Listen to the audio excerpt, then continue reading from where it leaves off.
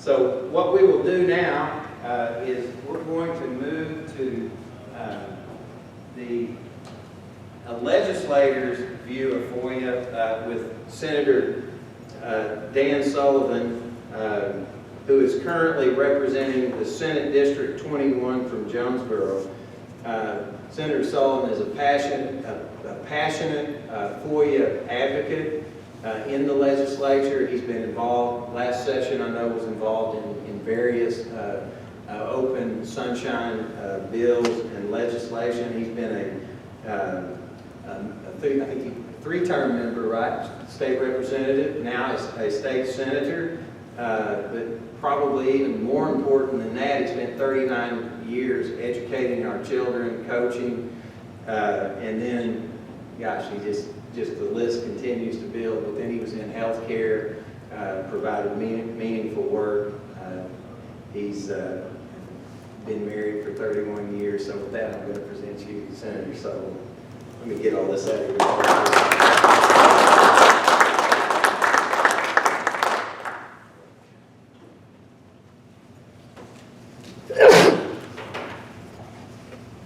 Thank you, Joey. Good to see everybody here. Glad to see the turnout. Again, I'm from Jonesboro, Arkansas. Just got involved in the legislature because I got mad one day and ran and lost. And lost really close. And thought I will never go back to this. I just hate, because I hate losing. But decided then, when another position came up in the House, decided I'd run. And stepped up and run and won that seat. As Joey mentioned, I was re-elected twice, so 3 terms in the House, and this is my first term in the Senate. Running again for the Senate. I have a Democrat opponent, no Republican primary opponent. I'm thankful for several people for helping us work real hard at this time, because there are Republicans working hard to beat other Republicans in those primary elections. So I encourage you to really get involved, watch who your local people are, and run it. I'm really thankful for this transparency group that we have. I think it's critical. We have one in Jonesboro. Matter of fact, they're meeting tomorrow night, and I'll be at their meeting tomorrow night. And this idea of transparency in government is spreading statewide. And you always have to ask yourself, why would a group like this, why does it spread? It spreads because it's successful. You know, things that fail don't spread well, except for viruses, I guess. But you know, things that are good in government, good for government, and limited government, it goes around the state because people find the use for it. Joey mentioned several things about our local library and the issues that are going on there with FOIA and other issues. But this idea of transparency is huge. And just to give you an idea, some of you may or may not know, some of the other issues I've been involved in, free speech on college campuses. You know, for a while, our college campuses had free speech zones, and you had to get a permit to go talk in that zone. Well, a young lady from Jonesboro filed suit against Arkansas State University.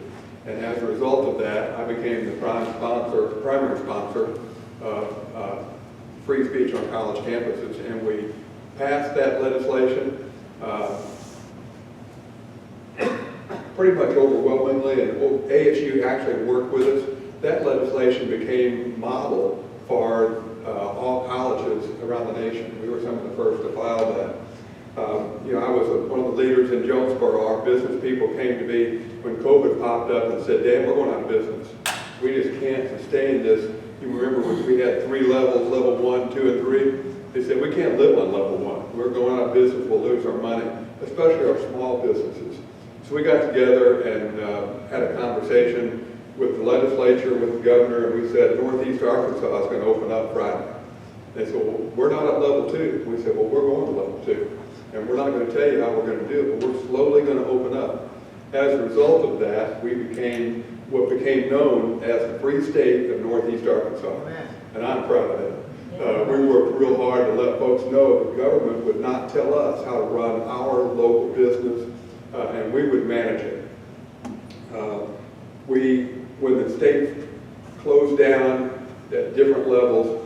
And the governor said, and his attorney said in testimony before the legislature, that the governor can have emergency powers whenever he wants, for whatever reason he wants, and keep them as long as he wants.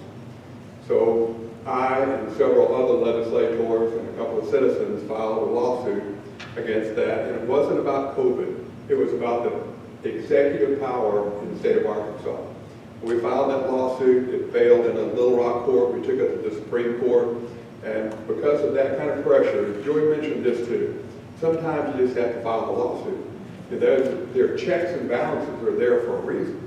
And when the legislature steps up and we can't get what we want, then we can file a lawsuit too. So several of us did that, filed a lawsuit against the governor for the purpose of establishing a time frame for and limiting his executive overreach. Fortunately, the legislature agreed with that, and we passed legislation, I think because of the pressure that was on the executive branch. A bill was passed to limit the governor's executive power, whereas now he can call that emergency order, but 8 days later, he has to call the legislature in. Now, we may agree or disagree with him, but we want to have a voice. I think those same issues play out with FOIA. It gives you, the citizen, an opportunity to see what government is really doing and how government is really working. During this past session, we passed Act 310, which is to photograph records. And again, some of you may think, well, who wants to do that? Well, in the library case, we had people that were FOIA-ing the library, and the library would say, we can't get in touch with our attorney, and we're not going to provide that information right now because our attorney is not responding. So I called, some of our citizens called me and said, well, Dan, what do we do? I said, walk into the library, tell them what you want, have them pull it out, take a picture of it, walk away. So it does have real-time application for when the citizens know what their rights are and what they can do. And guess what our citizens did? They went down to the library, walked in and said, I want to see this information. And people would say, well, I can't get to that right now and right here. They said, fine, I'll wait until noon. I'll wait a few minutes until you're open, when you're available. I want to see it, and I'll just take a picture of it. And some of it was a little bit lengthy, but again, that legislation that may seem like a small thing turned out to be a big thing in that case. We also worked, as Joey mentioned, on defining what a meeting is. And FOIA may seem simple, it's pretty complex when you get into the detail and when you get into meeting with the local officials. And I understand the comments that many public officials make that it takes up a lot of time. It does, but it's our information. And as a result of what we have done, I think our city council, our quorum court, our elected officials are having more FOIA requests. Well, guess what that does to their operation?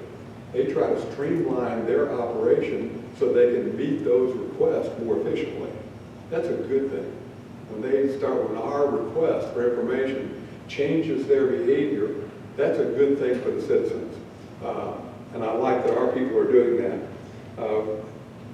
Again, we have some work to do on the open meetings bill, maybe tweak that some and adjust that some, but that's going to be very important going forward. It was also mentioned earlier that all of these things happen at the legislative level.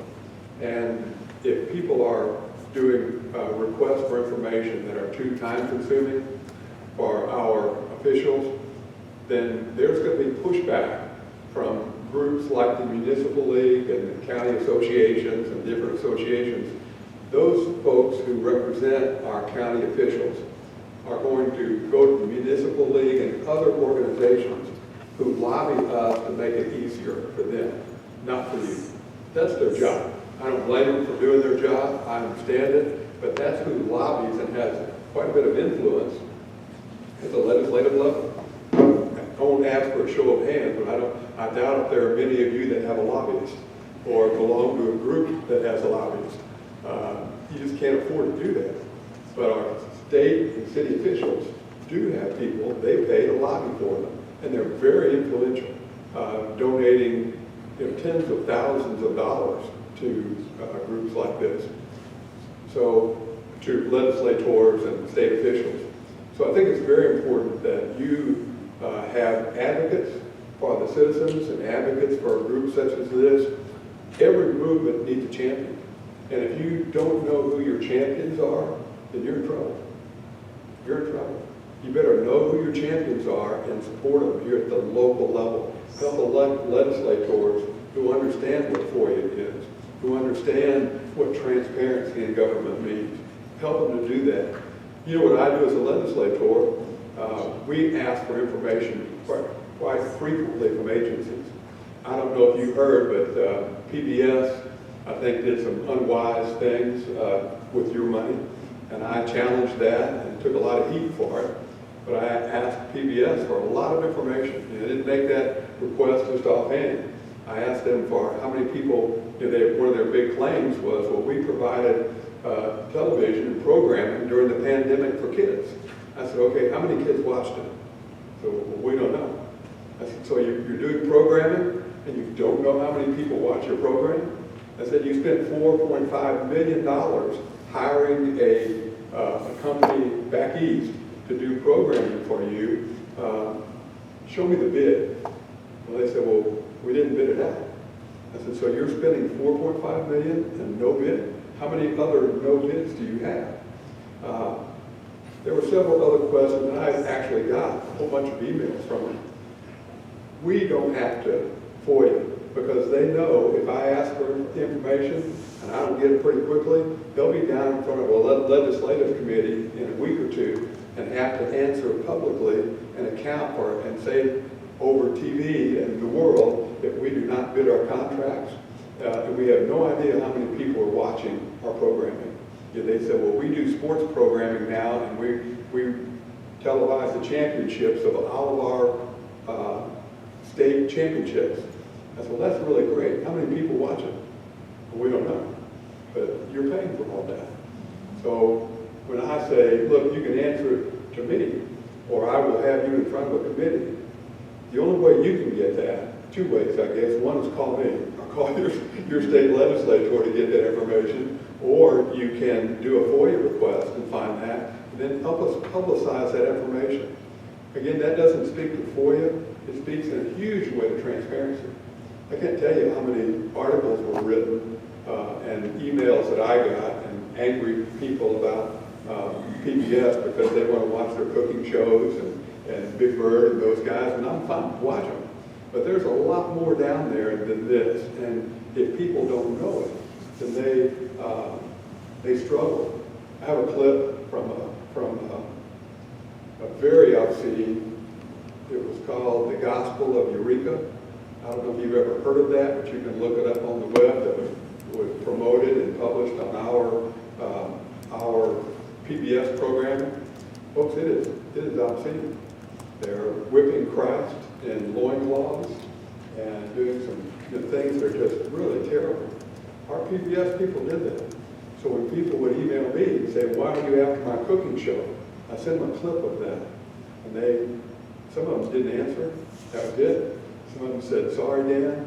But if that information is not public and transparent, then people get upset, and I understand that. Joey mentioned transparency in our school board meetings. I think, have you already had a speaker on CRT? Have you already covered that? Critical race theory? No. Is that coming up later? Seems like I saw it, but maybe not. But you're all familiar with critical race theory. Well, I'm getting multiple calls now from teachers and parents whose kids are being exposed to critical race theory. Now, folks, generally that's not discussed much in a school board meeting, but it is very prevalent in teacher in-service meetings. And as we passed, I think in 2017, we passed that you have to tape those public meetings, record them. I think the same thing ought to be done with teacher in-service. If they're doing teacher in-service, there's no reason they can't record that in-service and keep it for a year. I had a teacher call me and they said, Dan, they're teaching critical race theory openly in the school where I teach. And we just did an in-service on Zoom And it's very clear that it's out there. Well, I called the school and asked for the Zoom recording, and it wasn't recorded. So we have no evidence that that was going on. And it seems very easy that if you do a teacher in service, you just click the record button, record that in service, keep it for, and I talked to the director, the Secretary of Education, keep it for a year, and then you can delete it. But there ought to be a record of what you're teaching our teachers that we're teaching our kids. That ought to be out there in public for you to do. I've made that request to Secretary Key of the Department of Education. You know, we don't have to have a law. We don't have to have a battle. We don't have to fight. If it's the right thing to do, just do the right thing. Record it, and we're fine. We won't make a law. But there are folks who want to keep that private and secret. They don't want you to know how they spend your tax dollar and how they spend your money. And until we have groups like the Transparency Group who are talking about these things openly, recording them, and sharing that information, there's very little pressure on government agencies to do those kinds of things.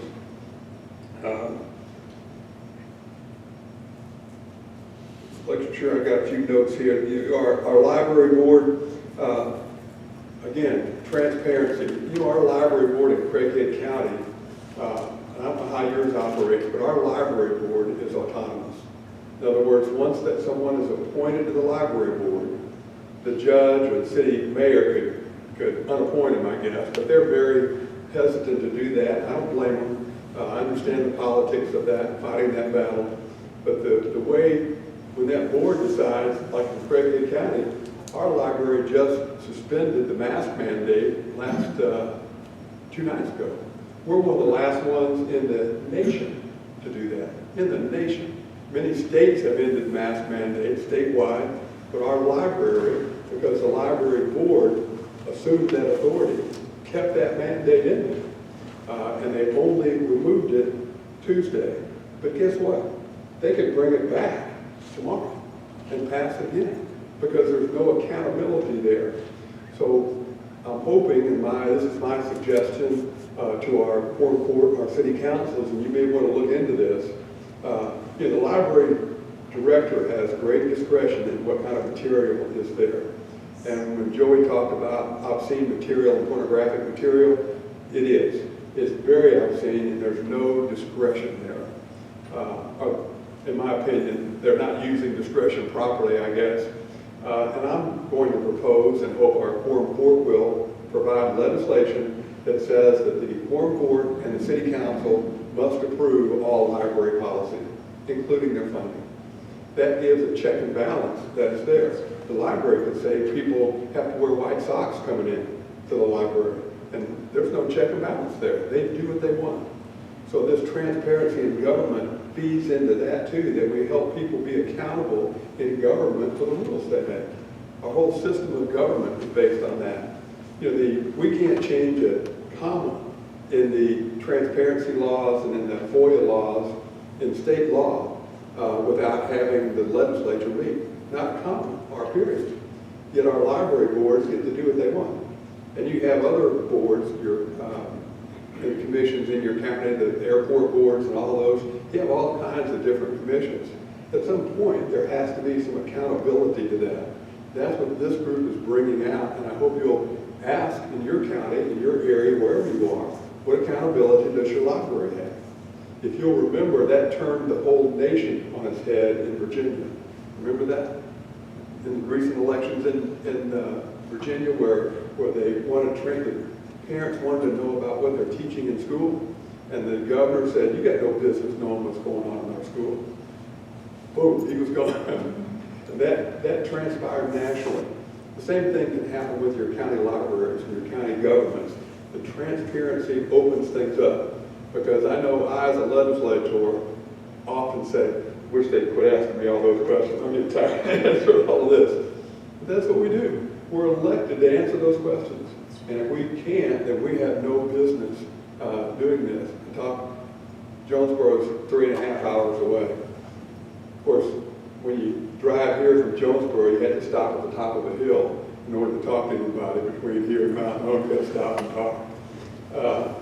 I was talking with our board members of our library, and Robert Steinbuck will be on later today, because now the board members are being FOIA'd asking for every text message they sent out while the board was meeting. Even if one of the board members told me that she had a text message her babysitter, they want that. It's important, if you're serving, that you understand what's legal and what's illegal. I mean, they can ask for whatever they want, right? You don't have to give it to them. There's a law that pertains to what information is accessible and what isn't. But this person was scared to death. Do I give every text message I put out between here and there? Well, know the law. Those things are important. One of the bills we did not pass that I'm very interested in is about our foundations in the state of Arkansas. You have multiple foundations. You probably have some here in Harrison that perform quasi-government duties. Arkansas State has a foundation. The state government, Arkansas Department of Economic Development, has a foundation. Your hospital probably has a foundation. They're not a government entity, but we have foundations at U of A and Arkansas State, and those foundations often provide services that the state government can't provide. For example, you want to pay your football coach, I don't know what they pay him, let's say $500,000. I know that's way low, but that's all right. We want to pay our football coach $500,000, but the university only has $250,000 to spend on it. So how do you get that out there? Well, you have a private foundation, people donate to that foundation, and that foundation makes up the gap that the state can't pay. Well, our Arkansas Economic Development Commission, the secretary of that, gets a $50,000 bonus from a private foundation. Now, if you want to know who's donating to that foundation, you can't know. That's private information. Now, just as a human, if I know I'm getting a $50,000 bonus, I'd kind of like to know who's providing the funding for that bonus. I'd kind of like to know if we're paying my football coach $250, $300 million, whatever that is. If we're paying that, I'd kind of like to know who's funding that. Because eventually, as flawed human beings, we're going to give in to where that money comes from and make decisions not based on necessarily on the whole of the people, but we're going to make some of those decisions based on what's best for me and my money.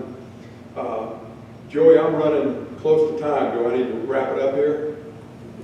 You've got a few more minutes. Yeah, I can wrap it up. Let's see.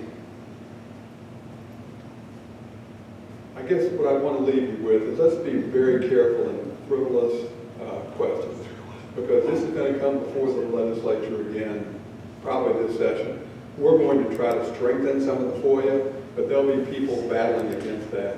And guess what their opposition is? This is frivolous, it's costing the state too much money. That's the first thing they bring up. We, of course, can counter that.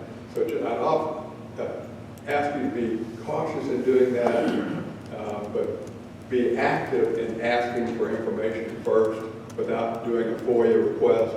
But say, if you don't do this, if I can't get the information, then we'll have to do a FOIA. If you walk into your city clerk and you say, I want to see this information, you don't have to say, I'm exercising my FOIA request. You don't have to say that. All you got to do is walk in and say, I'd like to see this information. And they have to provide it. If you have to get legal with them, fine. But let's help our elected officials and the bureaucratic system that supports that. Let's help educate them also and let them know that you want to work with them, not against them. And if we have to work against them, we will, including a lawsuit. Before I filed a lawsuit against the governor's office, I talked with his office multiple times and said, look, we just want to come in and talk. Likely, if that had come to a vote, likely the governor's position would have passed. I think that's probably true. But if they want us to work together, then we need to work together to do that, and we'll escalate from there. I appreciate your time. I can't tell you how much I'm glad to see the leadership here statewide of these transparency organizations. I'll leave a few cards on the desk down here. If you have any questions, please call me. I always advise people to work with your local legislators first. If you call me, the first thing I'm going to do is ask you if you talk to your local legislator. And then I'm going to call your local legislator, because I got no business in Harrison usurping their authority in their elected office. If you get a bad response, call me. I appreciate it. Thank Hang on you. just a second. Any questions for Senator Sullivan? You got one over there behind you. Yes, sir. Oh, wait 1 second. I didn't do this time of your applause. George Carter. George Carter. I've got a suggestion to save a lot of money and help transparency also, which should start at local level, but you're in the state level, so that's even better. How about intent of the law?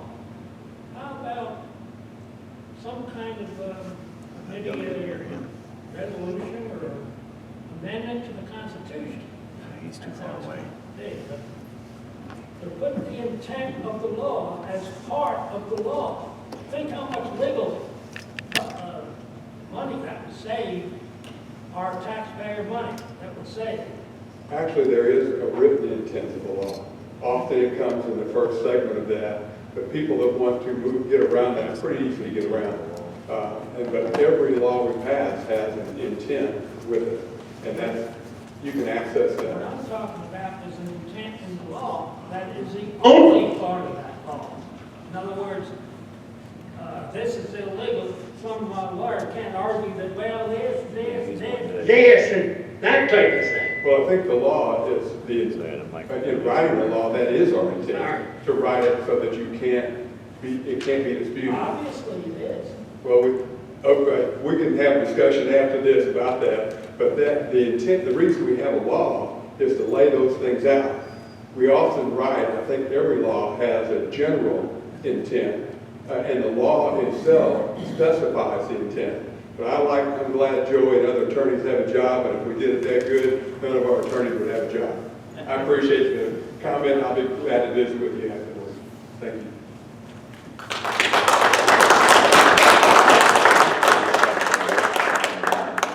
George, I think that's a good question, and in terms of